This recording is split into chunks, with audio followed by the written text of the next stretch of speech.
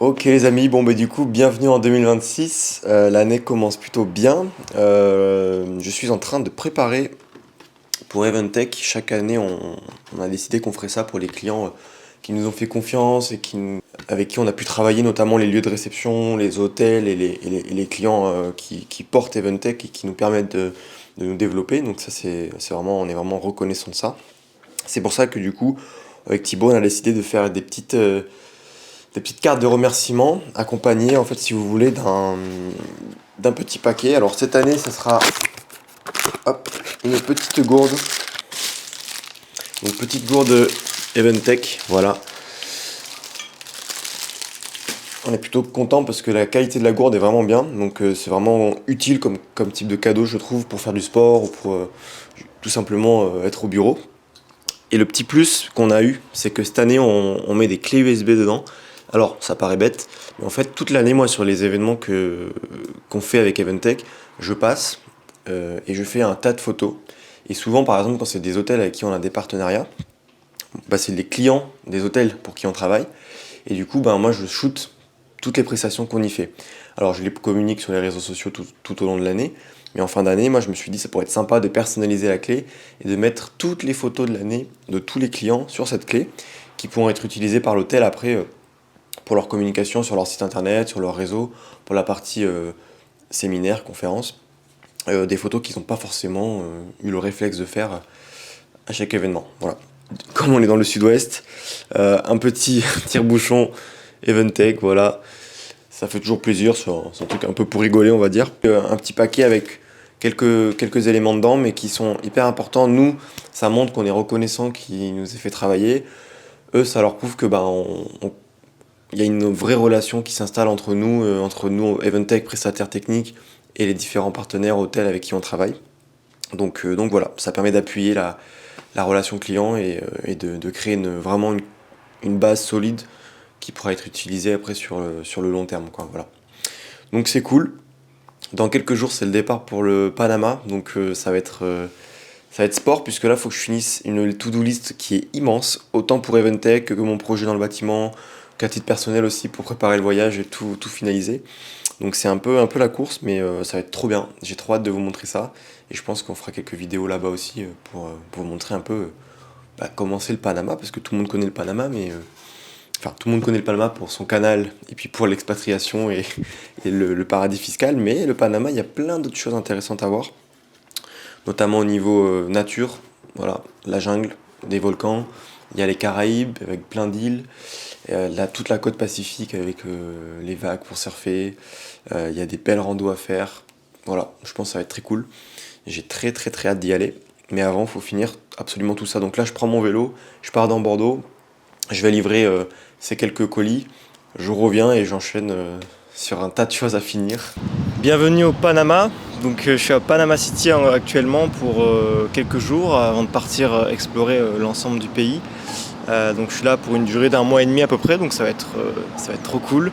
L'idée c'est de prendre 2 semaines de repos, de profiter vraiment de l'ambiance du pays, de prendre mes marques et tout. Et après de me remettre un petit peu à travailler à distance. Donc voilà, donc ce qui est super c'est que à Bordeaux, Thibaut il gère Eventech de manière on va dire autonome, avec Zoé qui est en stage avec nous, donc qui s'occupe de tout ce que je fais, donc la partie administrative, commerciale, communication. Donc c'est super, on est trop content, il y a une équipe qui marche bien. Donc Eventech tourne toujours. Mon projet dans le bâtiment avance bien aussi. Donc c'est cool, mais c'est en stand-by de ce côté-là pour quelques semaines. Même si ça me démange un peu de reprendre le travail, puisque je suis habitué quand tu es à ton compte. C'est très dur de prendre des vacances. Là, ce qui est bien, c'est que je suis pas tout seul, on est 6. Donc il y a une dynamique de groupe qui fait que ça va. Je peux suivre le groupe et j'ai pas besoin de travailler. Si j'étais seul, je pense, en voyage, j'aurais peut-être travaillé un peu tous les jours. Mais bon, en tout cas, je suis trop content d'être au Panama. C'est une grande première pour moi. Je suis allé au Costa Rica il y a 2-3 ans, qui est le pays voisin du coup du Panama. Le Panama, c'est très connu pour le canal, pour l'exil fiscal, mais en vérité il y a plein d'autres choses intéressantes à voir, déjà rien qu'au niveau de la nature. Donc là après l'idée c'est d'aller découvrir un petit peu les îles de Bocas del Toro, donc c'est on va dire dans les Caraïbes, voilà, sur la côte caribéenne, il y a beaucoup d'îles. Ensuite il y a un super volcan qui s'appelle le volcan Barou, donc il y a potentielle ascension qui pourrait être intéressante. Et après toute la côte pacifique, donc avec Santa Catalina et d'autres villes comme ça qui permettent de faire du surf. Panama, c'est une ville qui est assez propre, assez dynamique et je suis pas fan. Sincèrement, je suis pas fan, mais c'est à faire, je pense. Si vous venez au Panama sur un jour ou deux, ça se fait. Après, faut prendre la voiture, le bus ou n'importe quoi et partir ailleurs, parce que je pense que le côté le plus intéressant à faire, c'est la nature. Donc, et comme c'est un voisin très collé du Costa Rica, souvent on fait l'éloge du Costa Rica sans arrêt, mais en vérité, le Panama, c'est la même biodiversité, c'est les mêmes paysages, et c'est moins cher que le Costa Rica quand même. Même si le Panama, je trouve pas ça si peu cher.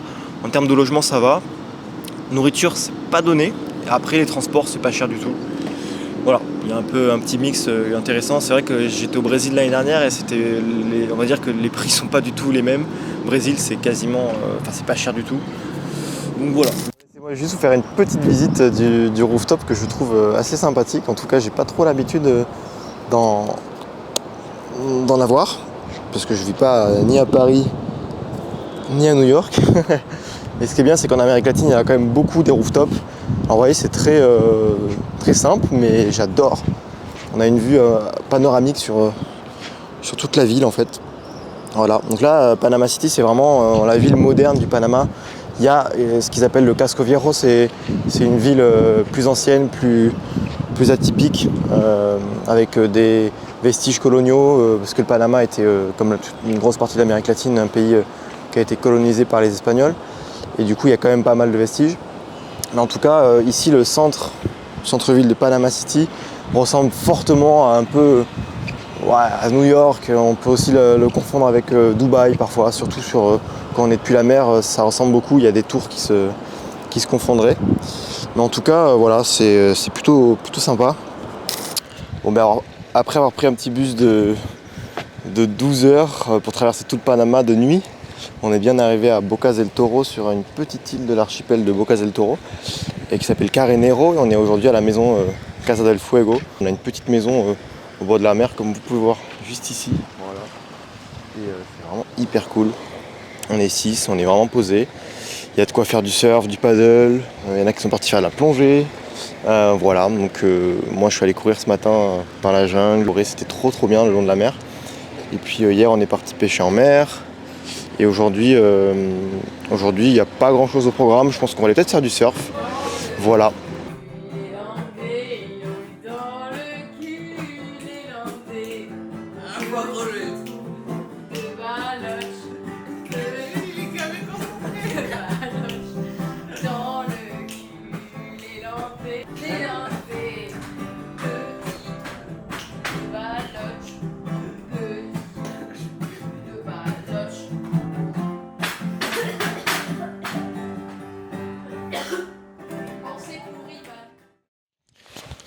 Bon alors depuis le dernier facecam que j'ai pu faire à Bocas del Toro sur la maison qu'on avait louée, on a traversé le Panama dans tous les sens.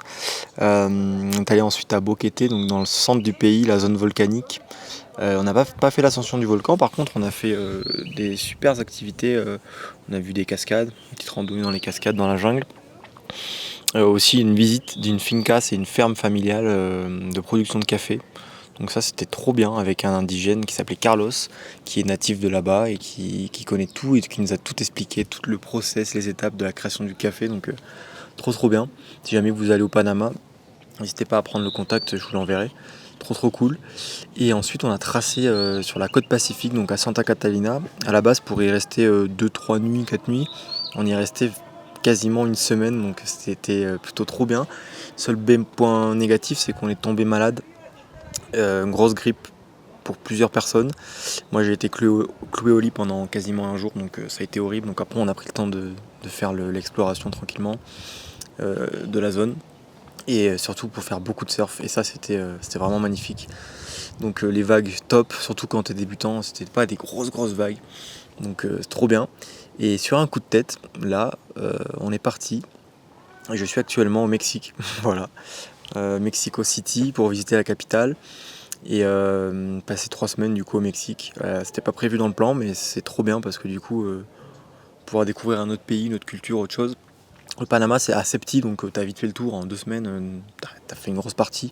On n'a pas tout fait, mais on a quand même fait une belle partie en tout cas de ce qu'il fallait visiter. Mexico City, gros coup de cœur, nouvelle surprise, une ville que je connaissais pas et qui est vraiment hyper chill, les habitants sont super cool. Il y fait bon, pas trop chaud, pas froid du tout. Surtout c'est assez sécuritaire, enfin on se sent pas en insécurité. Et là l'idée c'est qu'après on aille peut-être plus, pareil sur la côte Pacifique, visiter un petit peu les villages un peu plus profonds du Mexique. Donc il y a une zone un peu moins touristique qui est censée être tranquille, donc on va essayer de voir si on peut la visiter, tout simplement. Bon alors et côté business, alors c'est pas trop ça, dans le sens où quand j'étais à Santa Catalina j'étais très malade, et après quand le groupe s'est un peu splitté, j'ai décidé de reprendre le travail tranquillement, donc j'ai remis un peu les mains dedans. Et il s'avère que depuis 2 semaines, à peu près, une semaine, c'est le feu total, notamment chez Eventech. Il y a une quantité de demandes, alors c'est cool, hein, une quantité de demandes de contrats énorme, donc beaucoup de demandes de devis. Donc il faut chiffrer tous les devis, il faut organiser, il faut gérer les différentes dates, le logistique du matériel, les différents achats à faire. Thibaut, il est en train de gérer tout comme un dieu en France. Donc ça, sur ce point-là, c'est cool. Niveau communication, c'est un peu au ralenti, il va falloir que je me remette à faire des posts. J'ai géré le côté financier qui était la partie comptabilité financière urgente. Et maintenant, il va falloir reprendre un petit peu la com. Et heureusement qu'on a Zoé qui est en stage avec nous, qui s'occupe d'alléger un petit peu Thibaut sur la création des devis, sur l'envoi des devis, etc. Donc on a plein de demandes, quasiment 3 par jour. Donc ça fait peut-être pas beaucoup, mais pour nous c'est énorme parce que derrière il faut traiter tout ça, il faut être réactif, il n'y a pas tout qui se signe, il y a beaucoup de devis qui ont été envoyés, donc c'est un peu mais on n'a pas de réponse, donc c'est un peu c'est un peu la guerre là au niveau d'Eventech en ce moment. Donc Thibaut il est un peu en train de craquer, mais voilà, donc à distance c'est un peu galère, sachant que là au Mexique j'ai 7 heures de décalage, donc c'est pas simple pour tout le monde. Donc voilà, sur ce point là c'est un peu plus compliqué, mais ça va le faire. Et puis dans 2 semaines je rentre, donc je vais pouvoir on va dire mettre un peu les bouchées doubles sur tout ça et rattraper le retard et le temps perdu. Mais voilà, la priorité c'est qu'on puisse être rentable et continuer à faire tourner la boîte sans forcément que je sois tout le temps là à 100%. Donc c'est cool, Thibaut prend bien la relève sur les rendez-vous clients, sur la création des devis avec Zoé. Voilà, il n'y a que la com où c'est un peu ralenti. Mais sinon c'est cool, je pensais avoir du temps sur ce voyage pour même rédiger, écrire un petit peu mon livre, pour bosser sur du personal branding, pour bosser sur tout ça, même pour vlogger. Finalement, les journées passent à une vitesse entre le fait de visiter, de travailler un petit peu, d'essayer de se reposer de temps en temps, le temps de transport. En fait, au final, tout cumulé, ça fait des journées qui sont assez grosses et j'ai pas énormément de temps pour bosser. Donc, c'est pas grave. Puis aussi, le fait de voyager à plusieurs, ça aide pas non plus sur cet aspect-là. Quand je voyage tout seul, c'est plus simple parce que je fais mon rythme, je bosse comme je veux et c'est plus simple. Donc je me prévois peut-être d'autres voyages plus tard dans l'année en solo, comme ça je peux vraiment être à mon rythme et je fais chier personne autour de moi avec mes contraintes pro quoi. Voilà.